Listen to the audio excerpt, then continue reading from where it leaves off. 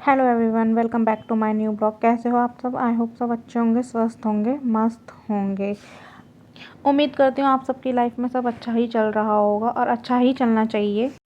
मेरा तो आपको वीडियो में देखकर पता चल जाता होगा मैं कैसी हूँ कैसी नहीं हूँ, लेकिन आप लोगों का तो मुझे कमेंट करके नहीं पता चलेगा। तो आप लोग कमेंट में ज़रूर बताइएगा आप लोग कैसे हैं, आपकी लाइफ में सब कुछ कैसा चल रहा है।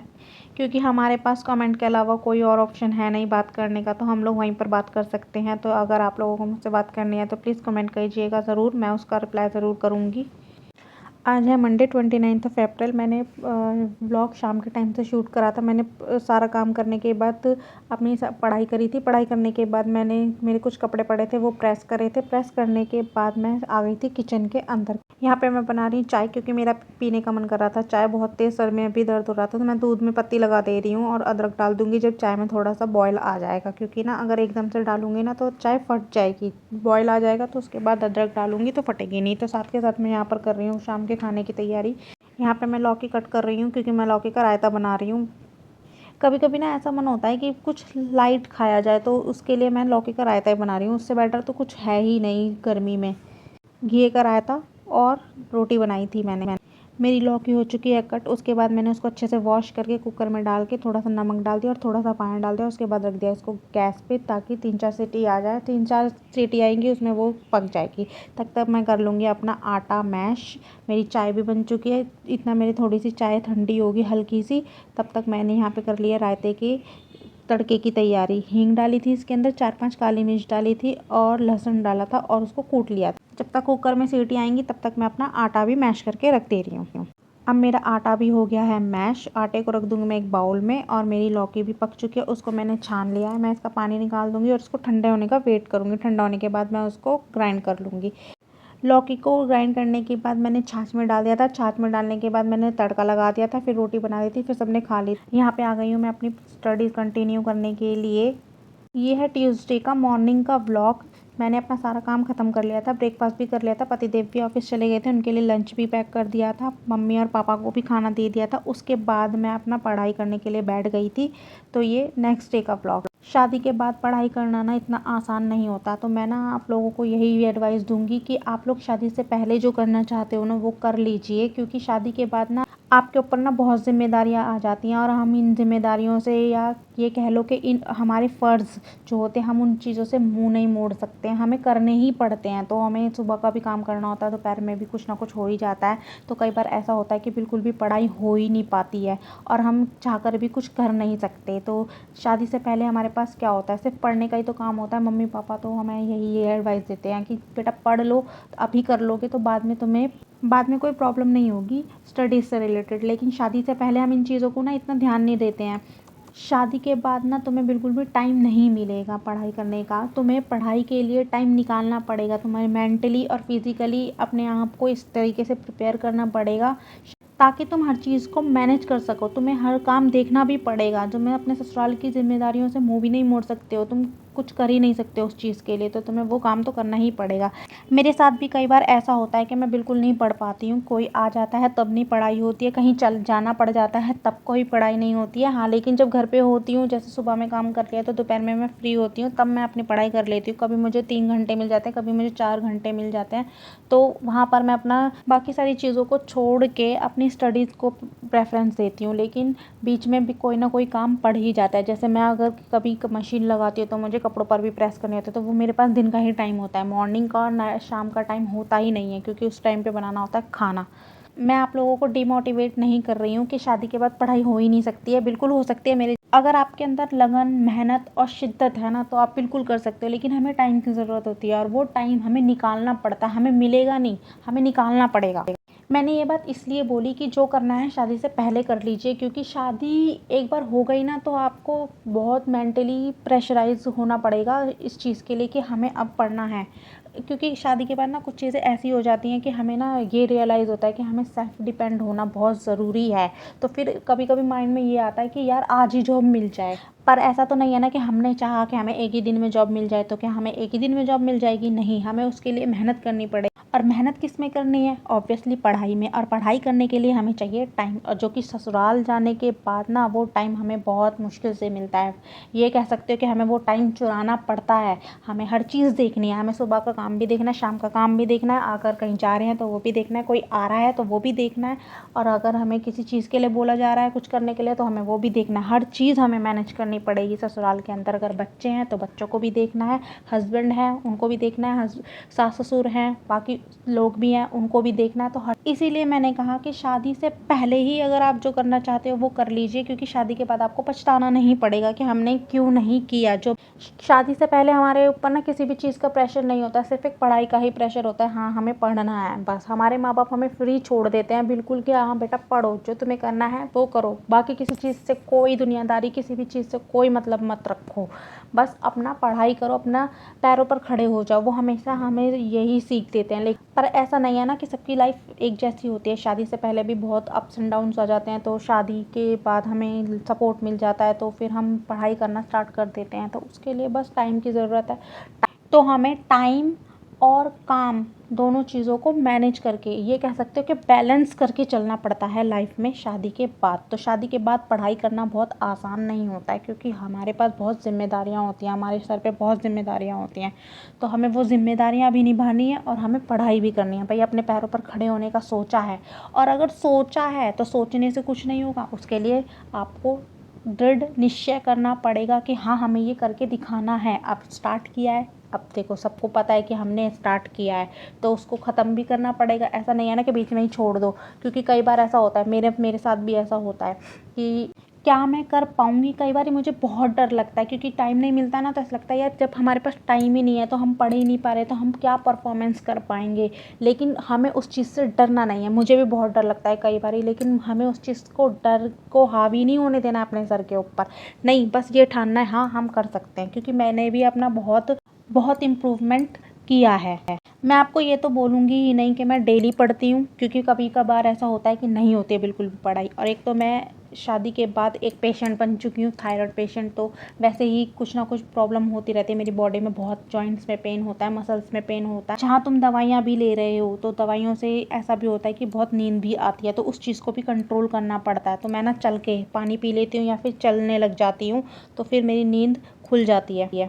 मैं मॉर्निंग में नहीं पढ़ती हूँ, मैं रात को भी नहीं पढ़ती हूँ, क्योंकि मुझे टाइम ही नहीं मिलता है रात को। फिर मुझे जल्दी नींद आ जाती है, क्योंकि सब सुबह जल्दी उठते हैं, बाकी सारे काम करने होते हैं। फिर दोपहर में जो भी टाइम मिलता है मैं दोपहर में पढ़ती हूँ। मैं तो वहीं पे ही मैनेज कर लेती हूँ। और मैं बैंकिंग की तैयारी कर रही हूँ, आपको बता दूँ अगर आप मेरे चैनल से नए जुड़े हैं। यहाँ पे मैंने पढ़ना स्टार्ट किया था, सबसे पहले मैंने ली थी अपनी क्लास मिक्सचर एंड एलिगेशन की, मैथ्स की क्लास। जबकि मेरे को ना मैथ्स से बहुत डर लगता था पहले, लेकिन जब पढ़ने लगते हैं ना तो उसमें इंटरेस्ट आने लग जाता है। तो मैं वही चैप्टर यहाँ पर कर रही हूँ आज। मैंने लास्ट ईयर मैथ्स, इंग्लिश और रीजनिंग की लाइव क्लासेस ली थी, बैंक महापैक लिया था अड्डा 247 से। तो काफ़ी अच्छा मुझे इम्प्रूवमेंट हुआ था। आप लोग भी ले सकते हैं। ऑब्वियसली आप लोगों को सबको पता है अड्डा 247 के बारे में। मैंने पहले लाइव क्लासेस ली थी, फिर प्रैक्टिस भी की थी, ज़्यादा प्रैक्टिस नहीं कर पाई थी, तो मेरा परफॉर्मेंस में इम्प्रूवमेंट तो था, लेकिन मैं क्लियर नहीं कर पाई थी। तो मैं इस साल फिर से स्टार्ट कर रही हूँ अपनी प्रिपरेशन।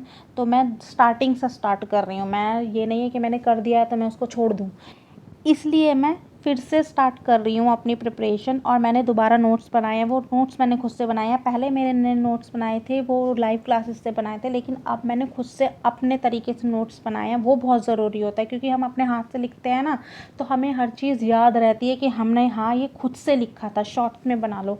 लेकिन अगर किसी और के नोट्स दिए हुए पढ़ोगे तो हाँ वो अपने हाथों से नहीं लिखे हुए, हाँ हम उसको रट्टा मार सकते हैं, लेकिन अपने हाथ से लिखेंगे तो हम उस चीज़ को समझ के करेंगे। इसलिए मैं आपको यही एडवाइस दूंगी कि आप नोट्स ज़रूर बनाइए और अपने हाथों से नोट्स बनाइए, क्योंकि नोट्स बनाने से ना आप लोगों को ना बहुत इजी हो जाता है। अगर आपने जो भी पढ़ा है आप खुद से लिखोगे तो आपको पता होगा कि हमने कौन सी चीज़ कहाँ से लिखी और क्यों लिखी और इसमें कैसे पढ़ना है हमें। अगर हम नोट्स बनाते हैं तो उसको हम अपने तरीके से लिखते हैं तो हमें पता होता है, लेकिन अगर किसी और के नोट्स पढ़ेंगे ना हम, तो हम कंफ्यूज्ड हो जाएंगे कि इसने ये चीज़ कैसे लिखी और क्यों लिखी, क्योंकि नोट्स बनते ही इसीलिए कि हम शॉर्ट में उसको रिवाइज कर सकें। अब हम बात करते हैं क्लासेस की। जैसे मैंने क्लासेस ली हैं, ऐसा नहीं है कि मैंने क्लासेस लेकर छोड़ दिया और मैंने कोई प्रैक्टिस ही नहीं की है, तो कुछ नहीं। क्लास लेने से कुछ भी नहीं होगा जब तक आप खुद से नहीं पढ़ोगे। अब स्कूल का एग्ज़ाम्पल लेते हैं। अब स्कूल में हम बोर्ड से उतार लेते थे, हमें हमारे टीचर ने हमें बता दिया कि इस क्वेश्चन को ऐसे सॉल्व करना है, इसका आंसर ये है और इस तरीके से सॉल्व होगा। लेकिन जब तक हम उसको रिवाइज़ नहीं करेंगे, प्रैक्टिस में नहीं लाएंगे, जब तक हम कुछ नहीं कर पाएंगे। हमारे लिए प्रैक्टिस मस्ट है, हमें प्रैक्टिस करनी ही करनी है। हमने क्लास ले ली, जब तक हम क्लास लेने के बाद बाकी के क्वेश्चन सॉल्व नहीं करेंगे, तब तक हमारा कुछ भी नहीं होने वाला।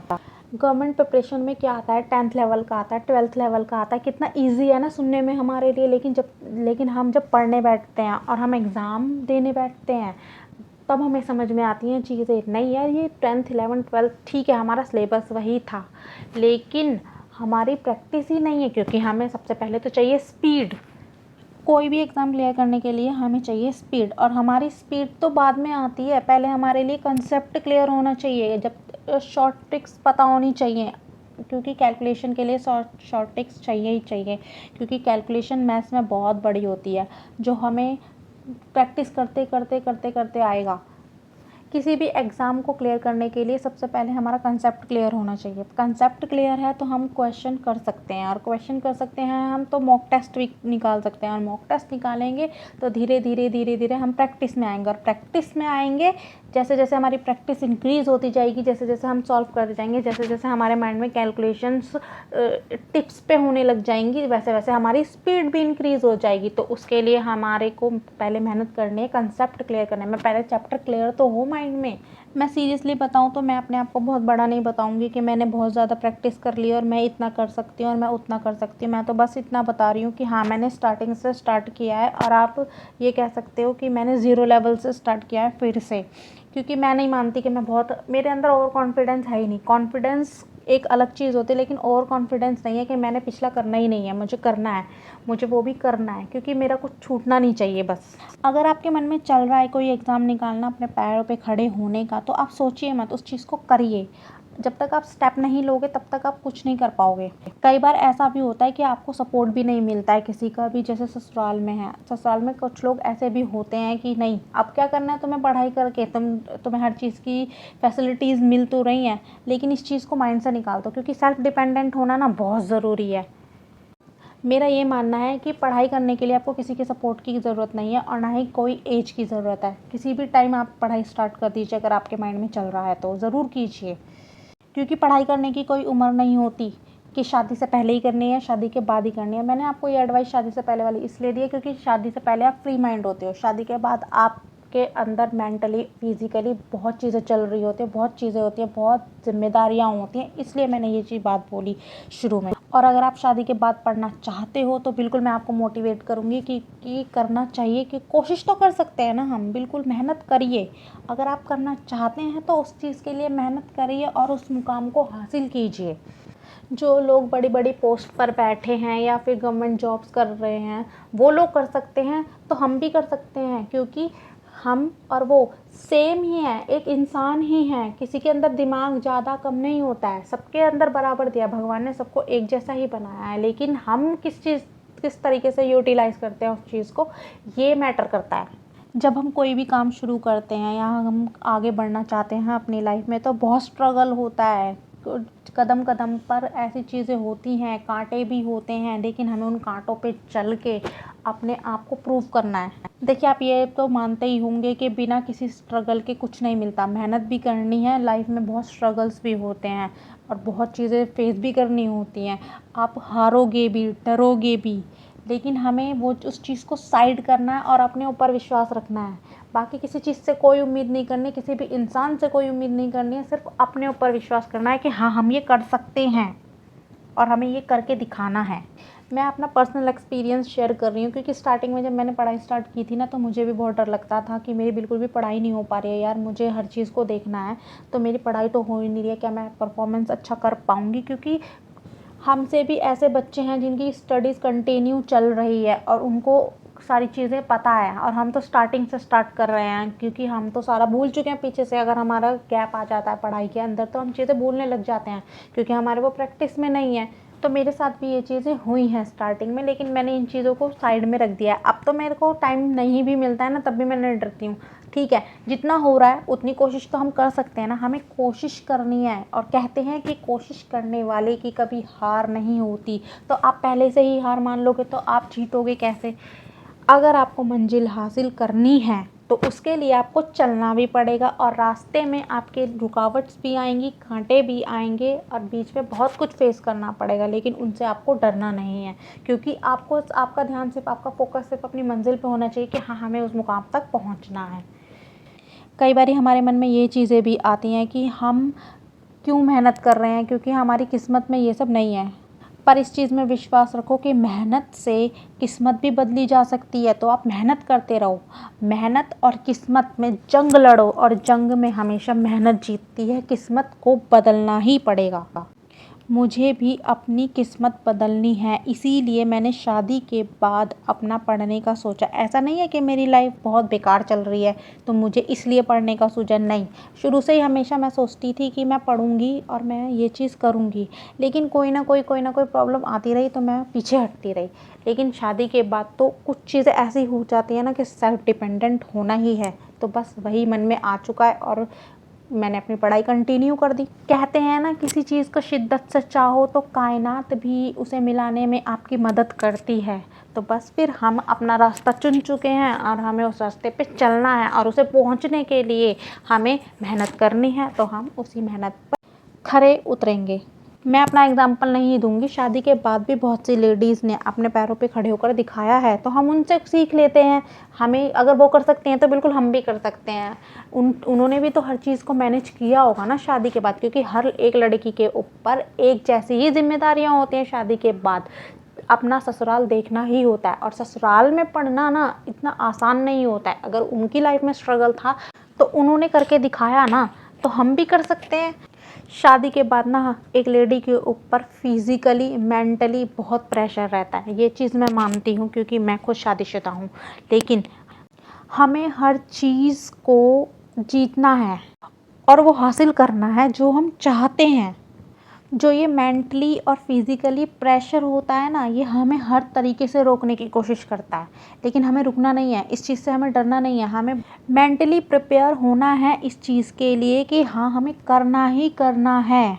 हमारे अंदर से ना कई बार ये आवाज़ भी आएगी, नहीं यार बस करो, अब ना हम थक चुके हैं, हमें रेस्ट की ज़रूरत है, हमने रेस्ट तो किया ही नहीं है। अरे जब हमें मेहनत करनी है और पढ़ना है तो रेस्ट की तो कोई जगह ही नहीं है। और जहाँ की तुम मेडिसिन लेने लग जाओ ना, तो उसके बाद तो तुम्हें रेस्ट की बहुत ज़रूरत है, क्योंकि दवाइयों से बहुत ज़्यादा नींद भी आती है कई बार।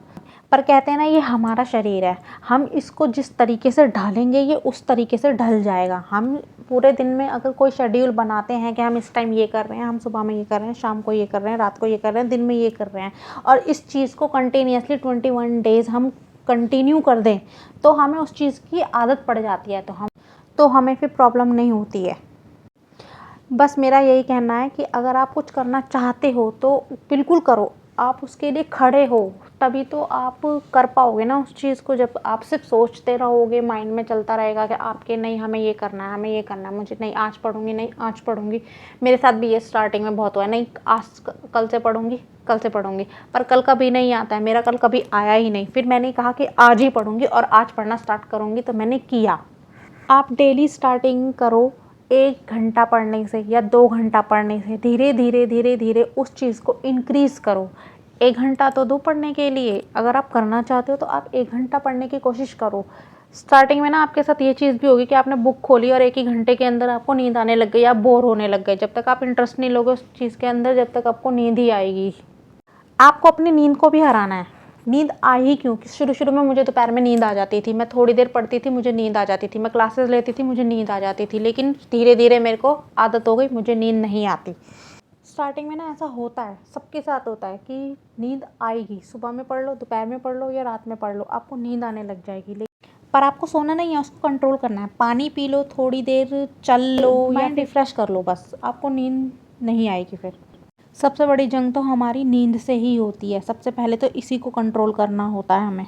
तो मेरे अंदर ये इम्प्रूवमेंट आया है कि अब पढ़ते टाइम मुझे नींद नहीं आती है। तो मैं सुबह में 11:30 बजे बैठती हूँ पढ़ने के लिए। तो कभी कभार ऐसा होता है मैं 5 बजे तक कंटिन्यूसली पढ़ लेती हूँ, अगर मुझे कोई काम नहीं है इस बीच में तो मुझे पता भी नहीं चलता कि 5 कब बज गए, क्योंकि फिर मुझे शाम को जल्दी खाना बनाना होता है ना, तो मुझे 5 लास्ट ही पढ़ सकती हूँ मैं। खाना बनाने के बाद और खाने के बाद भी मैं कोशिश करती हूँ कि मैं थोड़ा बहुत जीके का पढ़ लूँ। सच्ची बताऊँ तो कई बार ऐसा होता है कि पूरे दिन में मैं 1 घंटा भी नहीं पढ़ पाती हूँ, तो मैं मोबाइल में थोड़ा बहुत सर्च वगैरह कर लेती हूँ और उसमें मैं जीके का कुछ ना कुछ पढ़ लेती हूँ। जो न्यूज़ आते हैं, करंट अफेयर्स आते हैं, वो थोड़ा बहुत पढ़ लेती हूँ, तो उससे हमारी नॉलेज भी बढ़ती है और हमारी थोड़ी सी पढ़ाई भी हो जाती है। मैं आपसे पहले ये कहना चाहूँगी कि अगर आपके पास शादी से पहले आप अपने पैरों पर खड़े हो सकते हैं, क्योंकि हमारे माँ बाप हमें फ्री छोड़ देते हैं, आप बिल्कुल कर सकते हैं, तो आप कीजिए, उस चीज़ को सीरियस लीजिए। और अगर आप कुछ वजह से शादी से पहले नहीं कर पाते और आप शादी के बाद पढ़ना चाहते हैं, तो आप बिल्कुल उस चीज़ के लिए भी स्टेप लीजिए। ऐसा नहीं है कि आप नहीं कर सकते हो, कर सकते हो। उसके लिए आपको सबसे पहले तो कॉन्फिडेंस की ज़रूरत है। पहले आप अपने ऊपर विश्वास कीजिए, तभी तो आप कुछ कर पाएंगे। कि आप अपने मन में ये चीज़ तो रखिए कि हम कर सकते हैं। फिर आपको टाइम की ज़रूरत है और आप निकालिए अपने लिए टाइम, बिल्कुल निकाल सकते हैं अपने लिए टाइम। अपने आप को टाइम देना होगा, अगर आप करना चाहते हैं तो आपको टाइम निकालना होगा। आपको टाइम मिलेगा नहीं, टाइम आपको चुराना होगा। मैं यहाँ पे मैथ पढ़ रही थी और मैंने मैथ पढ़ने की ही वीडियो शूट की थी। उसके बाद मैंने कैमरा बंद कर दिया था, क्योंकि मेरे पतिदेव का आ गया था फ़ोन किसी काम से। लेकिन मैंने अपनी पढ़ाई कंटिन्यू की थी थोड़ी देर बाद, फिर मैंने वो शूट नहीं किया था। अगर मैं आपको थोड़ा बहुत भी मोटिवेट कर पाई हूँ और आपको मेरी वीडियो पसंद आई हो, तो प्लीज़ लाइक कर दीजिए और ज़्यादा से ज़्यादा शेयर कर दीजिए। जो फीमेल्स शादी के बाद पढ़ना चाहती हैं, उन्हें भी थोड़ा बहुत मोटिवेशन मिल पाए इस वीडियो से। चलिए मिलते हैं नेक्स्ट व्लॉग में। तब तक आप अपनी स्टडीज़ अच्छे से कीजिए, अपने घर का काम अच्छे से बैलेंस कीजिए और अपने माइंड को रिफ़्रेश कीजिए। मिलते हैं नेक्स्ट व्लॉग में। Bye bye, take care.